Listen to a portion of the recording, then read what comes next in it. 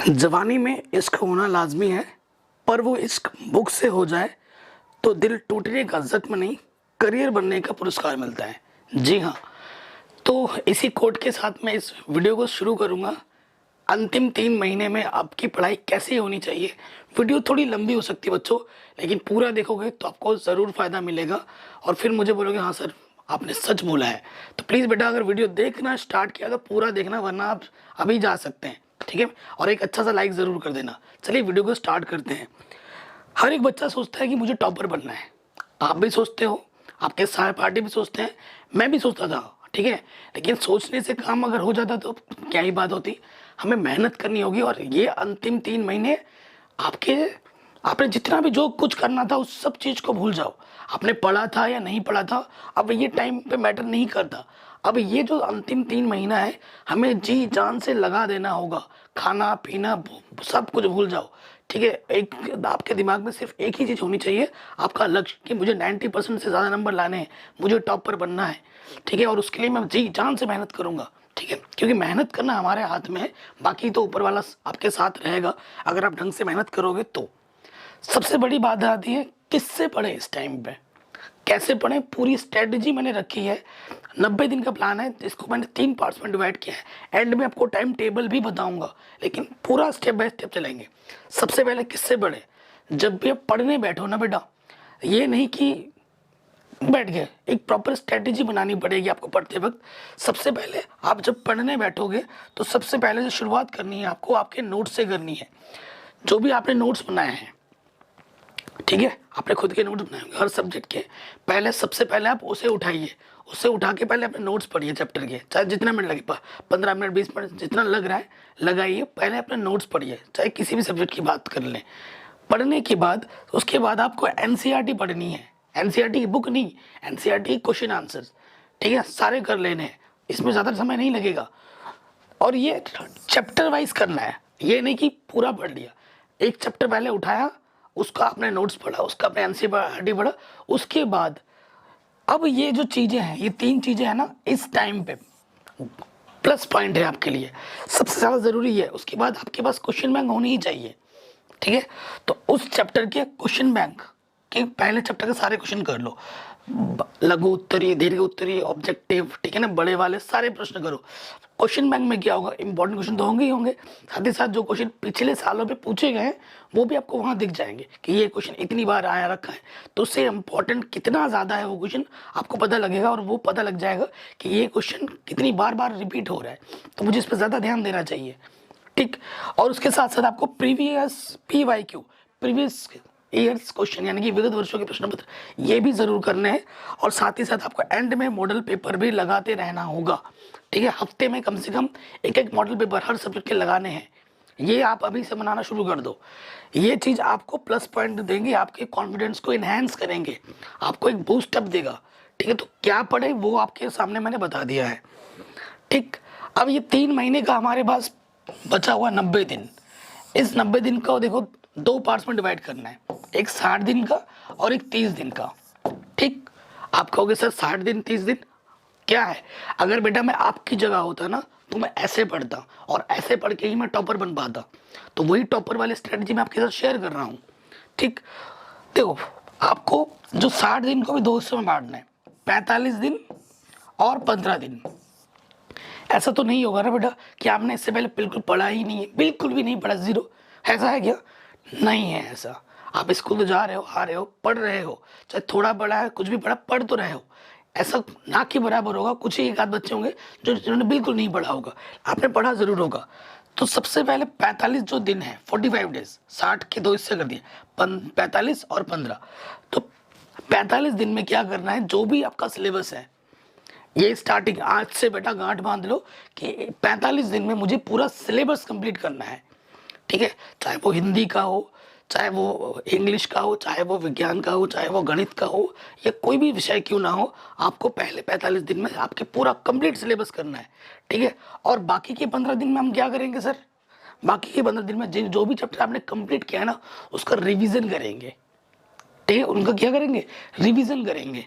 ये हो गए हमारे 60 दिन। अब ये 30 दिन क्या करेंगे, इन 30 दिनों में हम ज़्यादा से ज़्यादा प्रैक्टिस करेंगे, एनसीईआरटी वगैरह तो हम पढ़ चुके हैं सब कुछ। अब ज़्यादा से ज़्यादा क्वेश्चन बैंक के क्वेश्चन देखेंगे, इंपॉर्टेंट क्वेश्चन देखेंगे, उसके साथ साथ हम खुद मॉडल पेपर सॉल्व करेंगे। ठीक है, जो भी हमारे डाउट्स थोड़े बहुत बच रहे हैं उन डाउट्स को पूरा क्लियर करेंगे। ज़्यादा से ज़्यादा प्रैक्टिस करना है। तो उस किस पे ध्यान देना है? क्वेश्चन बैंक पे ध्यान देना है, विगत वर्षों के प्रश्न पत्र पे ध्यान देना है, मॉडल पेपर पे ध्यान देना है। ज़्यादा से ज़्यादा प्रैक्टिस करनी है हमें। ठीक है, ये चीज़ करनी है इन 30 दिनों में ज़्यादा से ज़्यादा। तो 60 और 30 90 जब ये चीज़ करोगे तो यहाँ पे भी आपका रिवीजन ही होगा और आपका कॉन्फिडेंस कब बढ़ेगा? जब जितना ज़्यादा आप रिवाइज करोगे उतना आप और सीखोगे। आप जितना ज़्यादा रिवाइज करोगे आपका कॉन्फिडेंस उतना ज़्यादा बढ़ेगा। और कोशिश हमेशा करनी है कि जो भी आप पढ़ रहे हो, जो भी कुछ कर रहे हो, उसको शेयर करो। ये तो चल ये पता ना। अब आगे देखिए बच्चों, पेपर पैटर्न को भी आपको ध्यान में रखना है क्योंकि हर एक बोर्ड में थोड़ा बहुत चेंजेस, देखो सबका सब कुछ सेम ही रहता है ना, सिलेबस सेम है ऑलमोस्ट, लेकिन पेपर पैटर्न में थोड़ा बहुत ज़्यादा होता है। किसी के में ऑब्जेक्टिव ज़्यादा है, किसी में सब्जेक्टिव ज़्यादा है। जैसे मैं अगर बिहार बोर्ड की बात करूँ तो 50-50 ऑब्जेक्टिव क्वेश्चन आ जाते हैं। ठीक है, और ऑब्जेक्टिव के लिए भी मैं तैयारी करवा रहा हूँ अलग से। अगर आपने सब चीज़ें ढंग से पढ़ी हुई है ना तो आपको ऑब्जेक्टिव में कभी कोई दिक्कत होगी ही नहीं, ये मेरा मानना है। तो और इसके लिए हम अलग से वीडियो भी बना रहे हैं, ऑब्जेक्टिव के लिए, सब्जेक्टिव के लिए, इंपॉर्टेंट क्वेश्चंस के लिए, है ना। तो आपको अपने ऑब्जेक्टिव क्वेश्चंस को और स्ट्रांग बनाना है। आपने पढ़ा होगा तो स्ट्रांग है ऑलरेडी, थोड़े एक्स्ट्रा क्वेश्चन के लिए प्रैक्टिस करो। जहाँ से वीडियो मिल रहे हैं, जहाँ से क्वेश्चन मिल रहे हैं, उनको ज़्यादा से ज़्यादा पढ़ो तो ज़्यादा बेहतर है। सब्जेक्टिव क्वेश्चन की भी तैयारी करो और साथ ही साथ अपने टाइम मैनेजमेंट पर भी ध्यान रखो। ये चीज़ बहुत ज़्यादा ज़रूरी है बेटा। कई बार देखा गया है हमें आता सब है लेकिन हम पूरा पेपर सॉल्व नहीं कर पाते। क्यों? क्योंकि हम लिखते बहुत धीरे हैं। तो ये चीज़ इम्प्रूव करो, टाइम मैनेजमेंट बनाओ। ठीक है, आपको एग्जाम में टाइम की कमी नहीं होनी चाहिए। उस चीज़ के लिए आपको मॉडल पेपर सॉल्व करना होगा, ज़्यादा से ज़्यादा पेपर देना होगा, मतलब टेस्ट देना होगा और उसी से आप अपने टाइम को इम्प्रूव कर पाएंगे। आगे बढ़ते हैं। ये चीज़ ज़्यादा ज़रूरी है। मोटिवेशन अपने आप में खुद पे खुद रखना होगा, खुद से खुद बात करनी होगी कि भाई मुझे 90% लाना है। जब मैं था ना 10th में, पता है मैं क्या करता था?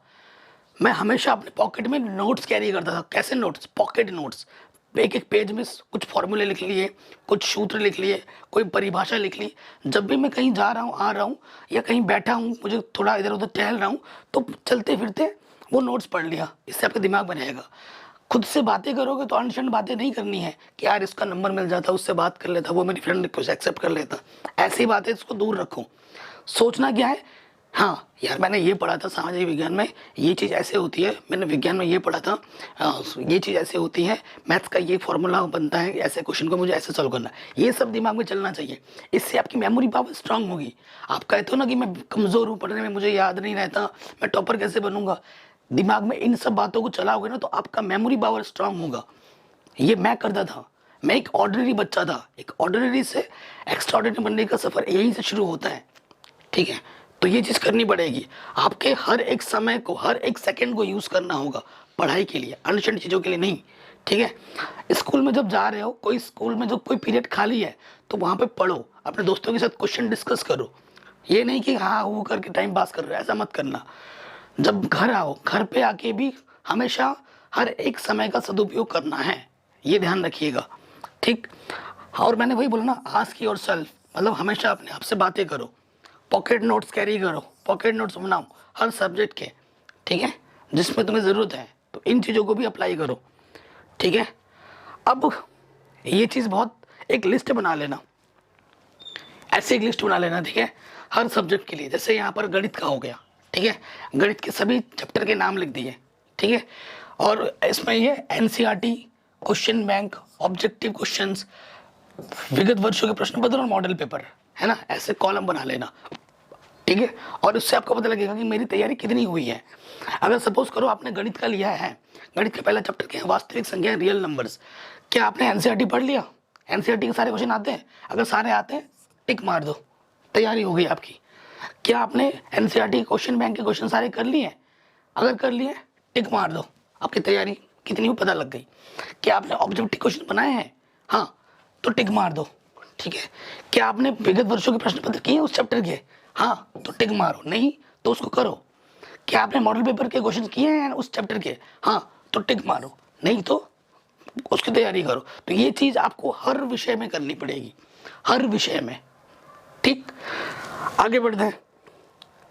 अब 60 दिन का जो प्लान है, ठीक है ना, वो देखो अभी प्लान की बात चल रही है, उसके बाद मैं आपको एंड में टाइम टेबल बताऊंगा। प्लान ज़्यादा ज़रूरी है, ठीक है। ये जो मेरा पहले 45 दिन मैंने बोला, ये पढ़ेंगे कैसे सर, आपने तो बताया नहीं पढ़ेंगे कैसे। चलिए बेटा देखिए, दो आपके पास मेनली दो कैटेगरी होती है, एक आसान और एक थोड़ा मीडियम, या फिर लोग टफ बोलते हैं। मेरे हिसाब से सारे सब्जेक्ट आसान है अगर आप पढ़ रहे हो तो, लेकिन थोड़ा सा कोई सब्जेक्ट ऐसा होता है जिसमें थोड़ा प्रैक्टिस ज़्यादा मांगता है, जैसे कि गणित और विज्ञान थोड़ा प्रैक्टिस ज़्यादा मांगता है, और बाकी सामाजिक विज्ञान, हिंदी, इंग्लिश तो आसान है, हो जाते हैं, ठीक है। तो इनमें हमें देखो, अगर मैं बात करूँ गणित और विज्ञान जो पढ़ना है ना 45 दिन में, 3 दिन एक चैप्टर, ये आपका स्ट्रेटेजी होगा। 3 दिन एक चैप्टर, 3 दिन बहुत होते हैं भाई। आज अगर देखो सोमवार, मंगलवार, बुधवार, 3 दिन एक चैप्टर, लेकिन गणित का भी और साइंस का भी, लेकिन हमें सभी सब्जेक्ट पढ़ने हैं, इसलिए मैंने ये टाइम दिया है आपको, ठीक है, इसलिए मैंने ये टाइम दिया आपको। कैसे पढ़ोगे, एनसीईआरटी सारे क्वेश्चन, एनसीईआरटी के सारे प्रश्नावली हो जाने चाहिए, सारे उदाहरण करने हैं आपको। उसके साथ साथ आप क्या करोगे, जैसे ही एनसीईआरटी खत्म हो उसके साथ साथ क्वेश्चन बैंक करना है, ठीक है। क्वेश्चन बैंक तो जरूर करना है, विगत वर्षों के अभी करो या ना करो, NCERT plus question bank, NCERT plus question bank, NCERT plus question bank हर विषय के लिए, ठीक है। तो 3 दिन में एक चैप्टर टारगेट रखना है। एक दिन में भी हो जाएगा कोई चैप्टर, कोई चैप्टर 2 दिन में हो जाएगा, मैक्सिमम 3 दिन मैंने दिया है, हो जाएगा 45 दिन से पहले ही हो जाएगा अगर आप पढ़ रहे हो तो, ठीक। ये तो विज्ञान की और मैंने गणित की बात की। सामाजिक विज्ञान में क्या है ना, आप एक दिन में एक ही चैप्टर पढ़ो। आपके 4 किताबें हैं ना, टोटल 4 किताबें, 4 बुक्स। हमारे उत्तराखंड बोर्ड में 5 किताबें सामाजिक विज्ञान में, ठीक है। तो लगभग 50 चैप्टर मान लेते हैं, या 40 चैप्टर ऑन एन एवरेज मान लेते हैं, 40 चैप्टर। हमारे पास 45 दिन है, हर दिन एक चैप्टर पढ़ो। कोई भी सब्जेक्ट होता हो उसका एक चैप्टर लो, उसको पूरा ढंग से पढ़ो, रटना नहीं है। सामाजिक विज्ञान बच्चा रटने चला जाता, रटना नहीं है। रटना है तो सिर्फ दिनांक को रटो, किसने क्या किया था वो रटो, लेकिन बाकी चीज़ों को पढ़ो, अच्छे से समझो दिमाग में, इसने ये हुआ था, ये लड़ाई हुई थी।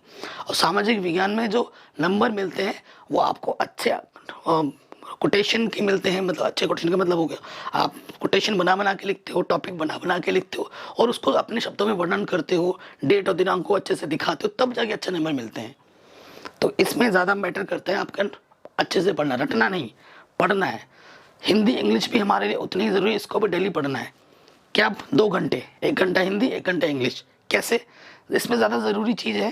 जैसे हिंदी में संदर्भ सहित व्याख्या कैसे लिखी जाती है ना, जीवन परिचय, और ग्रामर पोर्शन में क्या क्या है ना, वो सब पढ़ो। विगत वर्षों के क्वेश्चन पर जो क्वेश्चन है उनको कर लो। इंग्लिश में वही चीज़ है, और इंग्लिश में क्वेश्चन आंसर कैसे याद कर देना उसका एक वीडियो अलग से बना दूंगा। बच्चे बहुत घबराते हैं स्पेशली हिंदी मीडियम के, तो उनके लिए मैं अलग से वीडियो बना दूंगा इंग्लिश में क्वेश्चन आंसर कैसे याद करें, और ग्रामर पोर्शन, लेटर कैसे लिखना है ना। बाकी राइटिंग पोर्शन में ज़्यादा जोर लगाओ, ग्राफ, जो पैराग्राफ आते हैं उससे क्वेश्चन कैसे लिखे जाते हैं, वो सब चीज़ें सीखो, उसी में ही नंबर मिलते हैं। ग्रामर जो बच्चे घबराते हैं ना अंग्रेजी में, ग्रामर बस 10 से 15 नंबर का आता है, तो उसमें भी 4 ऑप्शन दिए होते हैं, तुक्का मार के भी करोगे तो 10 में से 7-8 नंबर आ ही जाते हैं। लेकिन बाकी चीज़ें किताबों के क्वेश्चन आंसर, ठीक है, प्रश्न उत्तर, उसके बाद राइटिंग पोर्शन, उस पर ज़्यादा जोर लगाओ, वो करोगे तो आपको बहुत अच्छे नंबर आ जाएंगे दोनों में, ठीक है। ये चीज़ देखनी है। अब जो बाकी के 15 दिन वो क्या करोगे, 45 दिन का तो बता दिया। 15 दिन में कैसे करना है, जैसे गणित की बात करें और विज्ञान की बात करें, डेली एक चैप्टर रिवाइज करना है, 15 चैप्टर ही है ज़्यादा से ज़्यादा, तो डेली एक चैप्टर रिवीजन करना, पूरा फुल फ्लेज, पूरा प्योर रिवीजन। और एसएसटी में डेली 4 चैप्टर रिवीजन करना है, और हिंदी इंग्लिश तो अपने हिसाब से पढ़ते ही रहना है। ये नेक्स्ट 15 दिन का स्ट्रेटजी होगा, ठीक बेटा। ऐसा ज़रूर पढ़ना, सिर्फ वीडियो देखने से काम नहीं चलेगा, पढ़ के मुझे बताना कि आप ऐसे कर रहे हो कि नहीं कर रहे हो, और ये वीडियो आपको कैसी लग रही है, ठीक। बाकी के जो 30 दिन है, ठीक है, इसमें क्या करना है, प्रैक्टिस एंड रिवीजन ज़्यादा से ज़्यादा करनी है हमें, और सभी डाउट्स आपको क्लियर करने हैं। चाहे वो डाउट्स किसी भी सब्जेक्ट में कोई भी टॉपिक पे लेके डाउट हो, वो डाउट क्लियर हो जाना चाहिए। आप अपने दोस्तों से क्लियर करो, टीचर से क्लियर करो, मेरे वीडियोस देख के क्लियर कर लो, जैसे मर्जी करो, क्लियर होने चाहिए सारे डाउट। और ये सब चीज़ जब हो जाएगी तो आप खुद में एक आत्मविश्वास आ जाएगा कि नहीं, मैं बोर्ड एग्जाम में फोड़ सकता हूँ, मेरे सामने कुछ भी आएगा तो मैं फाड़ दूंगा एकदम, मेरी तैयारी इतनी अच्छी हो गई है, ठीक है, तो ज़्यादा से ज़्यादा विगत वर्षों के प्रश्न भी करना होगा इस टाइम पे आकर, ठीक है। 10 साल के क्वेश्चन पेपर सारे कर देना है इस 30 दिन में, ठीक है, हो जाएंगे। अब बात आती है टाइम टेबल की, ठीक है। टाइम टेबल, हम टाइम टेबल क्या है बेटा, फिर भी बता देता हूँ। हालांकि ये टाइम टेबल है ना, मेरे लिए मैटर नहीं करता टाइम टेबल, वो तो खुद पे डिपेंड करता है। अगर मेरे बोलने से तुम पढ़ लोगे तो बातें की आधी। टाइम टेबल होता है बेवकूफ़ बच्चों के लिए, ठीक है। और आप, मुझे पता है आप लोग बहुत स्मार्ट बच्चे हो, आपको कैसे पढ़ना है, क्या करना सब पता है, ठीक है। लेकिन फिर भी मैं थोड़ा गाइड कर दे रहा हूँ। सुबह 5 बजे उठ जाओ। मैं ये नहीं बोल रहा 2 बजे उठो, 3 बजे उठो, 4 बजे उठो, नहीं, 5 बजे उठो, बहुत है। 5 बजे उठ के फटाफट से फ्रेश होने के बाद 5 से लेकर 7 विज्ञान पढ़ना है। आप मेरे वीडियोस देख सकते हैं, विज्ञान पढ़ते हुए आराम से मस्त मक्खन की तरह समझ जाओगे, ठीक है। विज्ञान पढ़ लो, क्योंकि सुबह का जो टाइम होता है ना, जो याद करने वाले सब्जेक्ट होते हैं उन्हीं को पढ़ना चाहिए। फिर 7 से जो 8 का समय है, आप सामाजिक विज्ञान पढ़ लो, बेस्ट रहेगा, ठीक है। फिर 8 से 9 बजे का समय, मैं ज़्यादा सुबह नहीं बोल लूँगा, सुबह 3 घंटे ही पढ़ो बस। फिर 8 से 9 बजे का समय, थोड़ा बहुत फ्रेश हो जाओ, ठीक है ना, नहा लो, नाश्ता कर लो, 8 से 9 बजे का समय। और स्कूल चले जाओ 9 से फिर 4 बजे तक का स्कूल का समय होता है। स्कूल टाइम में मस्त पढ़ाई करना, या कोई खाली टाइम मिले तो उसमें भी अपना अच्छे से रिवीजन वगैरह करना। 9 से 4 स्कूल टाइम। घर पे 4 से 5 आओगे, फिर मैं बोल रहा हूँ रेस्ट करो, तुरंत आगे पढ़ने नहीं बैठ जाना है। दिमाग को भी थोड़ा रेस्ट देना है, बॉडी को भी थोड़ा रेस्ट देना है, वो भी मशीन नहीं है यार, ये भी हम इंसान हैं। फिर क्या करना है, 5 से लेकर 7 बजे गणित पढ़नी है मेरी वीडियोस देख के। फिर 7 से लेकर 8 बजे का समय है, उसमें आप हिंदी पढ़िए या फिर इंग्लिश पढ़िए 1 घंटा, जो आपको सही लगता है, जिसमें आपकी तैयारी कम है वो पढ़िए। बाकी स्कूल के फ्री टाइम में हिंदी इंग्लिश ज़रूर पढ़नी है, टाइम को यूटिलाइज करना है। 8 से 9 बजे का समय फिर से आप SST पढ़ सकते हैं या फिर विज्ञान पढ़ सकते हैं। आपको जिसमें लगे कि मुझे मेरी तैयारी किसमें कम है किसमें ज़्यादा है पता होगा, या तो SST पढ़ लेना या विज्ञान पढ़ लेना, दोनों में से एक पढ़ना है। फिर 9 से 9:30 बजे के बीच में आपका डिनर हो जाना चाहिए, खाना खा लो 9:30 बजे के बीच तक। 9:30 से 10:30 बजे फिर से गणित पढ़नी है, ठीक है। आपको गणित पढ़नी है। गणित पढ़ने के बाद 10:30 से 11 बजे का जो समय है, आपको अपने जितने भी डाउट्स चाहे किसी भी गणित में हो, विज्ञान में हो, उस डाउट्स को क्लियर करना है, या फिर दिन भर में जो भी आपने पढ़ाई की है उसको आपको रिवीजन करना है। 30 मिनट क्विक रिवीजन, पन्ना पलट के देख लिया। तो ये शेड्यूल आप डेली फॉलो कीजिए, आपको कोई नहीं रोक सकता टॉपर बनने से, ठीक है बेटा। प्लीज़ इस वीडियो को एक लाइक करना और इस वीडियो को हर जगह शेयर करना। और ये स्ट्रेटजी आपको कैसे लगी मुझे ज़रूर बताएं। ये बेस्ट स्ट्रेटजी पूरे यूट्यूब की, हम ये ऐसा किसी ने नहीं बताया होगा अब तक, आई एम श्योर। जय हिंद। इस वीडियो को ज़्यादा से ज़्यादा शेयर करें, अपना ख्याल रखें और डिस्क्रिप्शन ज़रूर चेक करें। क्या हुआ?